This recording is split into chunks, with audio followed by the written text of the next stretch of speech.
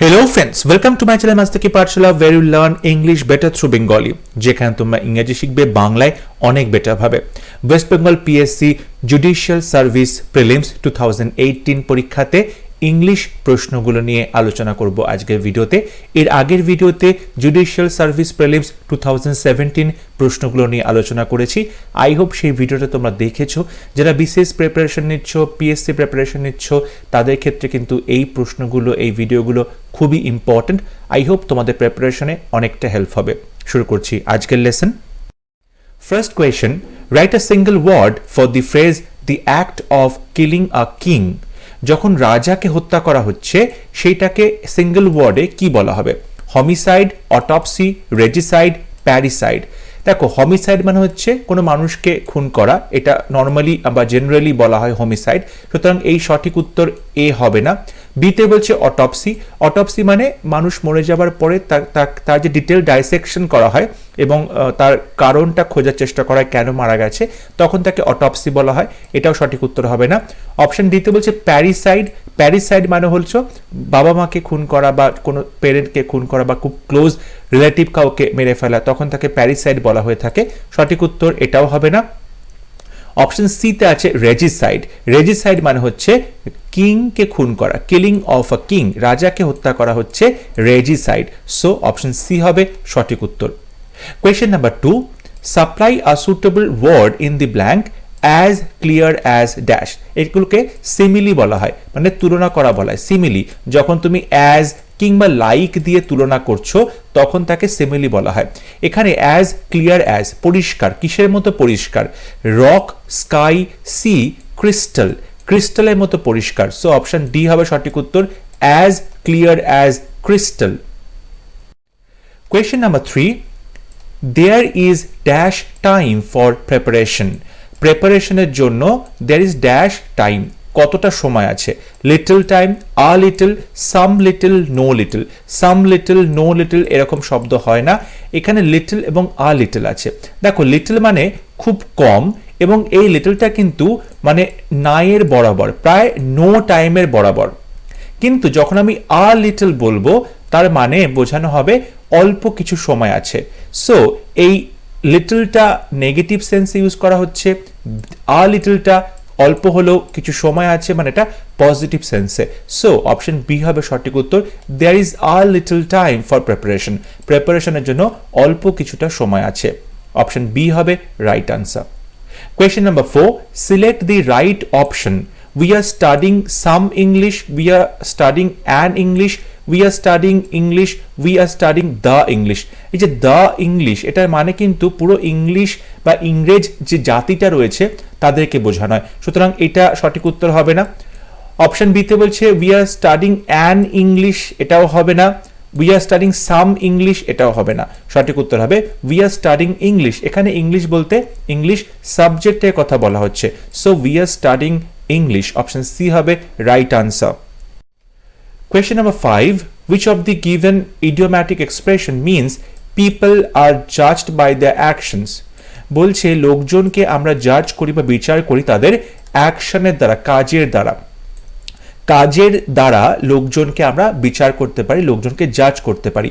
এই অর্থটা এই চারটে ইডিয়ামের মধ্যে কোন ইডিয়ামের দ্বারা বোঝানো হচ্ছে? অপশন এতে বলছে টু পুল টুগেদার।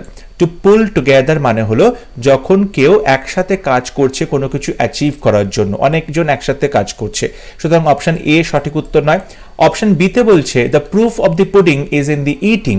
বলছে পুডিং একটা খাবারের জিনিস, এই পুডিংটা কেমন খেতে হয়েছে সেটা তখনই বুঝতে পারবো যখন সেটা খেয়ে দেখা হবে। এই কথাটার মানে হচ্ছে যে কোনো কিছুর রিয়েল ভ্যালু সেটা কিন্তু জাজ করা হয় শুধুমাত্র তার প্র্যাকটিক্যাল এক্সপিরিয়েন্স দিয়ে বা তার রেজাল্টটা কি, মানে কাজের মাধ্যমে। সো অপশন বি আমরা চুজ করতে পারি সঠিক উত্তর হিসাবে। অপশন সিতে বলছে to steal a march on. To steal a march on এটা মানে হলো আনএক্সপেক্টেড কোনো কিছু গেইন করা, অপ্রত্যাশিতভাবে কোনো লাভ হলো, গেইন হলো কোনো কিছু, তখন এটা বলা হয়। অপশন ডিতে বলছে let me see it in black and white, মানে ব্ল্যাক অ্যান্ড হোয়াইটে আমাকে দেখতে দাও, এটার মানে হচ্ছে কোনটা রাইট কোনটা রং সেটা আমাকে দেখানো হোক। Let me see. So it in black and white, black and white মানে এখানে কোনটা রাইট এবং কোনটা রং এই কথা বলা হচ্ছে। সো আমরা বলতে পারি অপশন বি হবে সঠিক উত্তর, যে কোনো মানুষের যে কাজের দ্বারা তার পরিচয় হয়, তাকে বিচার করা হয়, এটার ইডিয়ামটা হবে the proof of the pudding is in the eating. খেলেই বোঝা যাবে পুডিংটা কেমন হয়েছে, মানে মানুষের কাজের দ্বারাই তার বিচার করা হবে। অপশন বি হবে right answer. Question number 6. When I reached the station, the train dash started, had been starting, had started, would have started. দেখো when I reached the station, the train, দেখো দুটো অতীতকালে ঘটনা ঘটছে, একটা ট্রেনটা ছেড়ে গেছে আর একটা আমি স্টেশনে পৌঁছলাম। তাহলে স্টেশনে পৌঁছলাম ঘটনাটা পরে হলো, ট্রেনটা ছেড়ে গেল আগে। তো অতীতকালে যখন দুটো কাজ একই সময় হয়েছে, তো আগে যে কাজটা হয় মানে প্রথমে যে কাজটা হয় তার ক্ষেত্রে আমরা পাস্ট পারফেক্ট টেন্স ইউজ করে থাকি, পাস্ট পারফেক্ট টেন্স। আর যে কাজটা পরে হয় তার জন্য আমরা সিম্পল পাস্ট টেন্স। এখানে প্রথমে ট্রেনটা ছেড়ে গেছে, স্টার্ট দিয়ে দিয়েছে, তাহলে আমরা পাস্ট পারফেক্ট টেন্স ইউজ করব এবং সেটা হবে হ্যাড স্টার্টেড। ফার্স্ট পারফেক্ট টেন্সে সাবজেক্টের পরে হ্যাড বসবে, তারপর ভার্বের থার্ড ফর্ম বসবে। আর পরে যে কাজটা হলো মানে স্টেশনে পৌঁছানোটা, সেখানে আমরা দেখো সিম্পল পাস্ট টেন্স রিচড বসিয়েছি, simple past tense. So option C হবে সঠিক উত্তর। Question number 7. I am dash prepared. আমি প্রিপেয়ার্ড আছি। কিরকম prepared? Delightfully, too, never, fully. আমি পুরোপুরি prepared. So I am fully prepared. So option D হবে সঠিক উত্তর, I am fully prepared. Question number 8. Identify the underlined portion in the sentence. I have no advice that I can offer you. আমার কোনো advice নেই যেটা আমি তোমাকে offer করতে পারি বা যেটা আমি তোমাকে দিতে পারি। এখানে যে that I can offer you, এই যে আন্ডারলাইন করা পোর্শনটা আছে, সাবঅর্ডিনেট ক্লজটা আছে, তোমায় বলতে হবে এটা কোন clause, noun clause, adjective clause, adverb clause. এটা হবে নাউন ক্লজ, কারণ এখানে দেখো I have no advice that I can offer you, আমার কাছে কোনো অ্যাডভাইস নেই যেটা আমি তোমাকে দিতে পারি।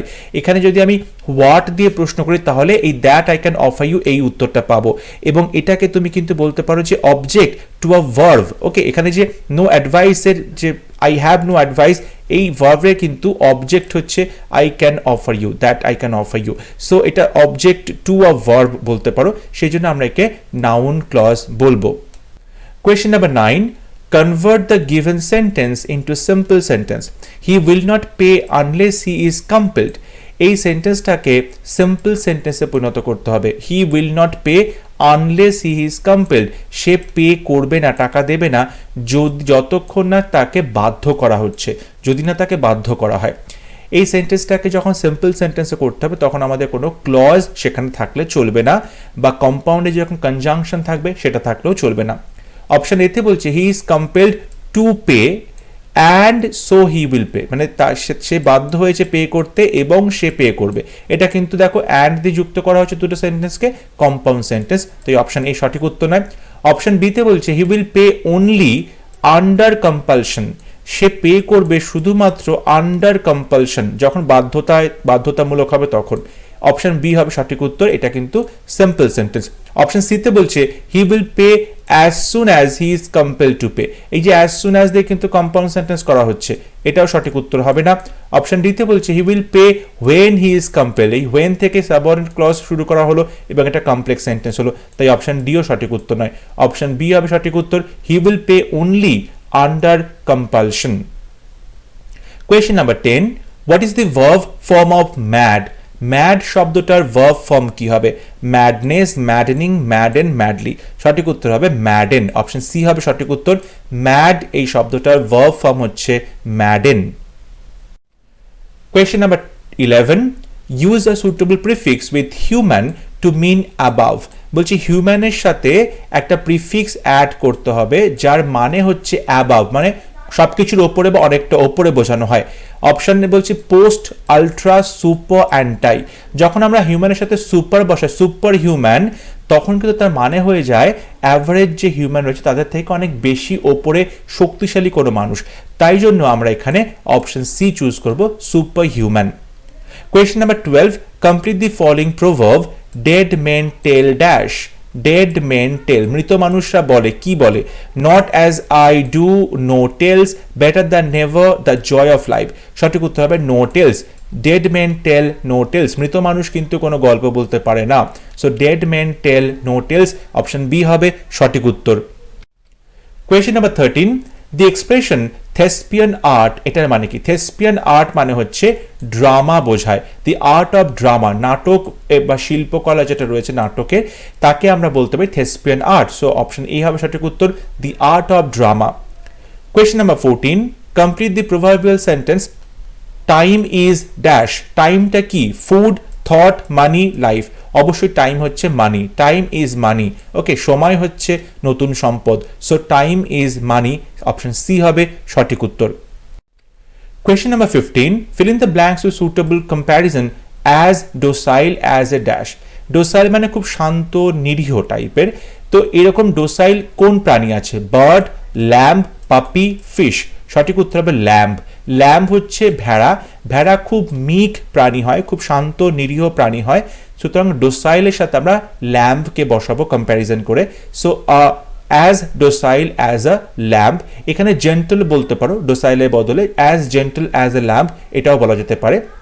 Question number 16, fill in the blank warning no unauthorized personal dash this point.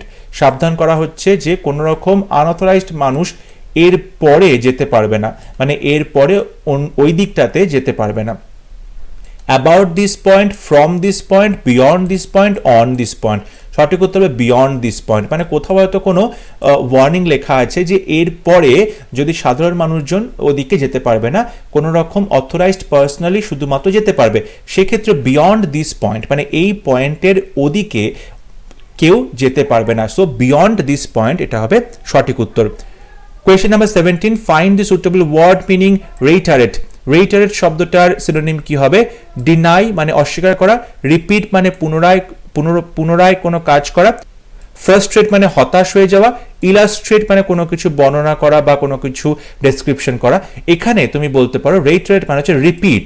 কোনো কিছু যখন পুনরায়, ঠিক আছে, রিপিট করা হচ্ছে তখন আমরা তাকে রেইটারেট বলে থাকি। সো অপশন বি হবে সঠিক উত্তর। Question number 18, the committee dash every month. Committee প্রত্যেক মাসে কি করে? মিট করে, দেখা করে। এখানে দেখো কমিটিটা কিন্তু সিঙ্গুলার এন্টিটি। কমিটিতে অনেক লোকজন থাকতে পারে কিন্তু প্রত্যেকটা লোকজন মিলে একটাই কমিটি তৈরি করছে। সো কমিটি এখানে সিঙ্গুলার এন্টিটি, সিঙ্গুলার নাউন, সেই জন্য তারপরে আমরা সিঙ্গুলার ভার্ব বসাবো এবং সেক্ষেত্রে ভার্বের সাথে এস বা ইয়েস বসবে। এখানে এস বসছে meets. So the committee meets every month, option A হবে সঠিক উত্তর। Question number 19, select a word closest in meaning to consequence. Consequence শব্দটার সিনোনিম কি হবে? Consequence মানে হচ্ছে ফলাফল। ঠিক আছে, কোনো ঘটনার পরবর্তীতে কি কি তার এফেক্ট কি কি হচ্ছে তাকে আমরা কনসিকোয়েন্স বলে থাকি। অপশন এতে বলছে ইনডিফারেন্স মানে উদাসীনতা, সঠিক উত্তর নয়। অপশন বিতে বলছে সিরিয়াল পরের পরপর। অপশন সিতে বলছে অফেক্ট কি ক্ষতি করে। অপশন ডিতে বলছে আউটকাম বা রেজাল্ট। সো অপশন ডি হবে সঠিক উত্তর। Question number 20, to save one's face. এই ইডিয়ামটার মানে কি? টু সেভ ওয়ানস ফেস, কারোর মুখ বাঁচানো। মানে টু হাইড ওয়ানসেলফ, কোথাও লুকিয়ে যাওয়া। টু অপোজ, কারোর বিরোধিতা করা। টু ইভেড অ্যান আনওয়ান্টেড সিচুয়েশন মানে হলো কোনো রকম আনওয়ান্টেড সিচুয়েশনটাকে তুমি এড়িয়ে যাচ্ছ। অপশন ডিতে বলছে টু সে প্লেনলি, খুব সাধারণভাবে কথা বলা। এখানে অপশন সি হবে সঠিক উত্তর। যখন আনওয়ান্টেড সিচুয়েশন থেকে নিজেকে বাঁচানোর চেষ্টা করা হচ্ছে তখন আমরা বলি নিজের মুখ বাঁচানোর চেষ্টা করা হচ্ছে। সো অপশন সি হবে সঠিক উত্তর। Question number 21, arrange the options in correct order to complete the decomposer. Decomposer এটা দিয়ে সেন্টেন্স শুরু হচ্ছে, তারপরে PQRS চারটে অপশন আছে যেটা উল্টো পাল্টা করে সাজানো আছে। তোমাকে সঠিক অর্ডারে সাজিয়ে একটা মিনিংফুল সেন্টেন্সে পরিণত করতে হবে। এখানে ডিকম্পোজারদের কথা বলা হচ্ছে। ডিকম্পোজার মানে যারা কীট পতঙ্গগুলোকে বা ডেড বডিগুলোকে খেয়ে পরিবেশের পক্ষে হেল্প করে, ঠিক আছে, তাদেরকে ডিকম্পোজার বলা হয়ে থাকে সেই সমস্ত পতঙ্গ মানে কীট পতঙ্গ বা প্রাণীগুলোকে। এখানে পিতে বলছে and hence help to clean the environment এবং সেই জন্য পরিবেশকে পরিষ্কার করতে সাহায্য করে। কিউতে বলছে হেল্প ইন ডিকম্পোজিং, ডিকম্পোজে হেল্প করে। আরে বলছে dead bodies of plants and animals, মৃতদেহ, যে সমস্ত গাছপালা এবং পশু পাখিদের যে মৃতদেহ রয়েছে।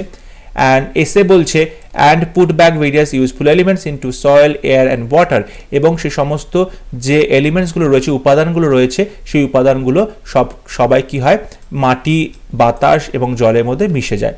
এখানে দেখো দ্য ডিকম্পোজার যে সাবজেক্টটা বসানো আছে, তারপরে ইনভেরিয়েবলি তোমাকে একটা ভার্ব বসাতে হবে, কিন্তু আমি দেখতে পাচ্ছি অপশন পিতে কোনো ভার্ব নেই, আর এ কোনো ভার্ব নেই, এস এ কোনো ভার্ব নেই, শুধুমাত্র কিউতে ভার্ব আছে, মানে হেল্প ইন ডিকম্পোজিং। তাহলে আমি প্রথমে কিউ দিয়ে শুরু করব, কারণ কিউতে আমি ভার্ব পেয়ে গেছি। So the decomposers help in decomposing the, decompose সাহায্য করে, কিসে ডিকম্পোজিং করে, কাদের ডিকম্পোজ করে, decomposing the dead bodies, dead বডিগুলোকে ডিকম্পোজ করে। ঠিক আছে, এই যে ডিকম্পোজ করছে ডেড বডিগুলোকে, তাই জন্য আর অপশনটা পাশে আসছে, তাহলে কিউ আর হয়ে গেল। কিন্তু দেখতে পাচ্ছি আমরা অপশন এতে নেই কিউ, অপশন ডিতে কিউ নেই, অপশন বি আর সিতে কিউ দিয়ে শুরু হয়েছে, কিন্তু সিতে কিউ পি আছে, অপশন সি তাই ভুল হয়ে গেল, অপশন বি রাইট অপশন হবে কিউ আর। এরপরে দেখো আর এর পরে কি বসছে, পি বসছে, and hence help to clean the environment, এবং সেই জন্য পরিবেশকে ক্লিন করতে সাহায্য করে, তারপর আমরা পি বসালাম। অ্যান্ড এবং তারপরে কি করে, put back various useful elements into soil, air and water, এবং এই মৃতদেহগুলোকে যখন ডিকম্পোজ করে তারপরে মৃতদেহের যে উপাদানগুলো, সেই উপাদানগুলো মাটিতে, বাতাস এবং জলের মধ্যে মিশে যায়, সুতরাং তারপরে এস বসবে। সো আমাদের অপশন বি হবে সঠিক উত্তর। Question number 22, please don't go away she said, narration change, সে বলল যে দয়া করে তুমি চলে যেও না। অপশন এতে বলছে she said to please her and not go away, একদমই সঠিক নয়। বিতে বলছে she told me not to go away, সে আমাকে বলল চলে না যেতে, এটা আমরা এখন স্ট্যান্ড বাই রাখছি, এটা ভুল কোথাও নেই গ্রামাটিক্যালি।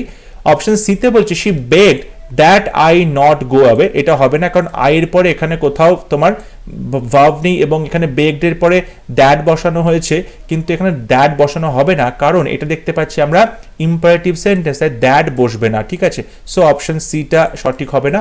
অপশন ডিতে বলছে শি বেগড মি, সে আমার কাছে ভিক্ষে করলো, নট টু গো অ্যাওয়ে, না চলে যেতে, এটা একদম সঠিক, অপশন ডি হবে সঠিক উত্তর। দেখো এখানে প্লিজ বলছে, তো সুতরাং প্লিজ যখন বলছে সে আমার কাছে কাকুতি বিনতি করছে, সুতরাং সেখানে তুমি প্লেন টোল্ড বলতে পারো না, তাই জন্য অপশন বিও সঠিক হবে না, অপশন ডি হবে সঠিক, she begged me not to go away. Question number 23, the clown was being laughed at by them, ক্লাউনটাকে দেখে তারা সবাই হাসেছিল, মানে ক্লাউনটাকে দেখে সবাই হেসেছে। এই যে এই সেন্টেন্সটা ভয়েস চেঞ্জ করতে দেওয়া হয়েছে, এখানে দেখো প্রথমে সাবজেক্ট আছে, তারপরে বি ভার্ব আছে, তারপরে দেখো ভার্বের থার্ড ফর্ম আছে, বিইং আছে, তারপর ভার্বের থার্ড ফর্ম আছে, সুতরাং তোমরা সহজেই বুঝতে পারছো এটা কিন্তু অলরেডি প্যাসিভ ভয়েসে করা আছে, তোমাকে এটা অ্যাক্টিভ ভয়েসে পরিণত করতে হবে। অ্যাক্টিভ ভয়েসে আমরা কি জানি, প্যাসিভ ভয়েসে যে এখানে অবজেক্টটা ছিল বাই দেম, এটা সাবজেক্ট হয়ে যাবে, তা দেমটা দে হয়ে যাবে। ঠিক আছে, এবার আমরা দেখতে পাচ্ছি এটা পাস্ট কন্টিনিউয়াস টেন্সে ছিল, কারণ ওয়াজ বিইং, বিইংটা সবসময় কন্টিনিউয়াস টেন্সে প্যাসিভ ভয়েসে আসে, সো এটা কন্টিনিউয়াস টেন্স ছিল, পাস্ট কন্টিনিউয়াসে, তাহলে এখানে দের পরে কি হবে, ওয়্যার হবে, তারপর লাফিং হবে, যেহেতু past continuous tense, so they were লাফিং at the clown, so option A হবে সঠিক উত্তর। অপশন বিতে বলেছে দে ওয়্যার লাফিং অন দি ক্লাউন, এখানে অন হবে না, কারণ লাফিং এর পরে অ্যাট বসে, এই প্রিপোজিশনটা বসে। অপশন সিতে বলছে দে লাফড অ্যাট দ্য ক্লাউন, এখানে দেখো সিম্পল পাস্ট টেন্স করেছে, এটা পাস্ট কন্টিনিউয়াস টেন্স ছিল, সুতরাং অপশন সি ভুল হলো। অপশন ডিতে বলছে the clown was laughed at by them, এখানে কিন্তু এই মানে প্যাসিভ ভয়েসেই রেখে দিয়েছে, সেটা সিম্পল পাস্টে প্যাসিভ ভয়েস করেছে, এটা সঠিক উত্তর হবে না, কারণ তোমাকে এখানে অ্যাক্টিভ ভয়েস করতে হতো, সো অপশন এ হবে সঠিক উত্তর। Question number 24, the policy of extending a country's empire and influence is called, যখন কোনো দেশের যে সীমা বা এম্পায়ার রয়েছে, সাম্রাজ্যটা রয়েছে, সেটাকে যখন বাড়াচ্ছ এবং তার ইনফ্লুয়েন্স, তার প্রভাবটা যখন বাড়াচ্ছ, সেই পলিসিটাকে কি বলা হয়, ইম্পেরিয়ালিজম, ইন্টারন্যাশনালিজম, ক্যাপিটালিজম, কমিউনিজম। সঠিক উত্তর হবে ইম্পেরিয়ালিজম। ইম্পেরিয়ালিজম মানে হচ্ছে ঔপনিবেশবাদ। ঔপনিবেশবাদ মানে যখন একটি রাজ্য বা একটি দেশ অন্য দেশের দেশগুলোকে দখল করছে, তাদের অধিকার করছে, তাদের উপর নিজেদের প্রভুত্ব খাটাচ্ছে, তখন তাদেরকে আমরা ইম্পেরিয়ালিজম বলে থাকি, সো অপশন এ হবে সঠিক উত্তর। Question number 25, choose the correct options for joining the sentences. He made a promise, he kept it, he made a promise, সে একটা প্রমিস করেছিল, হি কেপ্ট ইট, সে প্রমিসটা রেখেছিল। এই দুটো সেন্টেন্সকে জয়েন করতে হবে। এখানে তিনটে অপশন দিয়েছে, যে তিন রকম ভাবে জয়েনিং করা যায় কিনা সেটা তোমাকে দেখতে হবে। প্রথমে বলছে মেকিং, তুমি এখানে বলতে পারো making a promise he kept ইট, সুতরাং মেকিং দিয়ে এখানে এই জয়েনিংটা করা যাবে। বিতে বলছে he not only made a promise but also kept ইট, তো নট অনলি বাট অলসো দিয়েও কিন্তু এই দুটো সেন্টেন্সকে জয়েন করা যাচ্ছে, তাহলে বি দিয়েও জয়েন করতে পারবে। থ্রিতে বলছে besides making a promise he kept it, besides making a promise he kept ইট, মানে এই প্রমিস তৈরি করার পাশাপাশি সে প্রমিসটা রেখেও ছিল, প্রমিসটা সে কার্যকরী করেছে।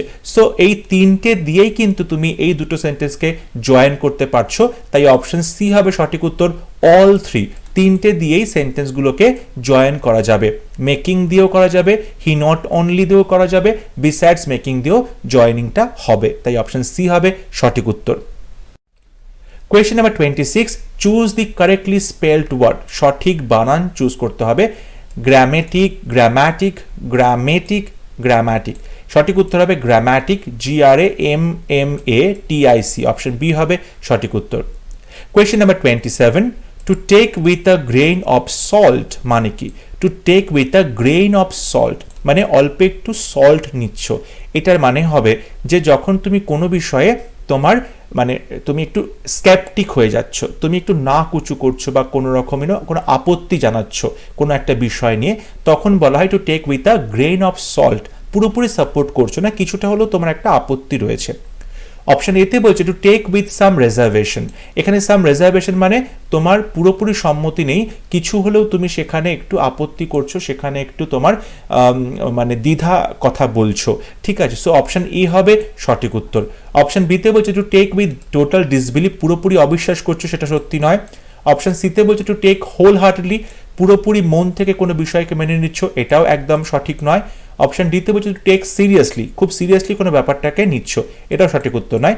গ্রেইন অফ সল্ট নিয়ে কোনো বিষয়কে দেখা মানে হলো সেই বিষয়টাকে তুমি পুরোপুরি সাপোর্ট করছো না, কিছুটা হলেও তোমার একটা সন্দেহ রয়েছে, কিছুটা হলেও তোমার একটা আপত্তি রয়েছে। সো অপশন এ হবে সঠিক উত্তর, যেখানে তোমার কিছু রেজার্ভেশনস থাকছে। Question number 28, to examine one's own thoughts and feelings, যখন কেউ কারো চিন্তাভাবনা কারো অনুভূতিগুলোকে পরীক্ষা নিরীক্ষা করছে, নিজেই নিজের অনুভূতিগুলোকে চিন্তাভাবনাগুলোকে ফিরে ফিরে দেখছে, পরীক্ষা নিরীক্ষা করছে, সেগুলোকে বোঝার চেষ্টা করছে, তখন তাকে কি বলে? Meditation, reflection, retrospection, introspection. সঠিক উত্তর হবে অপশন ডি, ইন্ট্রোস্পেকশন। ইন্ট্রোস্পেকশন মানে বলতে পারো অন্তর্দৃষ্টি, অন্তর্দৃষ্টি মানে নিজের চিন্তাভাবনা, নিজের ফিলিংসগুলোকে সে আলোচনা করছে, সেগুলোকে ভালো করে পর্যবেক্ষণ করার চেষ্টা করছে। সো অপশন ডি হবে সঠিক উত্তর, introspection. Question number 29, in dash of the recommendations, the board has established a counter to entertain complaints from consumers. In dash of, এই যে ফ্রেজটা তোমায় বলতে হবে, in dash of, in adherence of, in pursuance of, in relation of, in accordance of। দেখো সঠিক উত্তর হবে in pursuance of, in pursuance of, কারণ pursuance এর পরে তুমি এখানে of বসাবে, এই adherence, relation, accordance সবকটির পরে কিন্তু to বসানো হবে, in accordance to, adherence to, relation to। সুতরাং pursuance এর পরেই কিন্তু of বসবে, তাই অপশন বি হবে সঠিক উত্তর। And last question, select the right word meaning prowess, prowess কথাটা সঠিক মিনিং কি হবে? Bravery, kindness, eagerness, understanding. সঠিক উত্তর হবে অপশন এ, ব্রেভারি বা সাহসিকতা। সো প্রাওয়েস মানে হচ্ছে সাহসিকতা বা ব্রেভারি। আই হোপ প্রত্যেকটা প্রশ্ন তাদের অ্যানালিসিস তোমরা বুঝতে পেরেছো, তোমাদের ক্লাসগুলো খুব হেল্প করবে তোমাদের প্রিপারেশনে। তোমাদের স্কোর কত হচ্ছে এই ভিডিওতে অবশ্যই তোমরা আমাকে কমেন্টে লিখে জানাবে। যদি ভিডিও ভালো লেগে থাকে ভিডিওটি লাইক করবে, শেয়ার করবে, and don't forget to subscribe to my channel. পরবর্তী ক্লাস নিয়ে খুব শীঘ্র দেখা হবে, ততক্ষণ সবাই ভালো থাকবে, সুস্থ থাকবে। Thank you.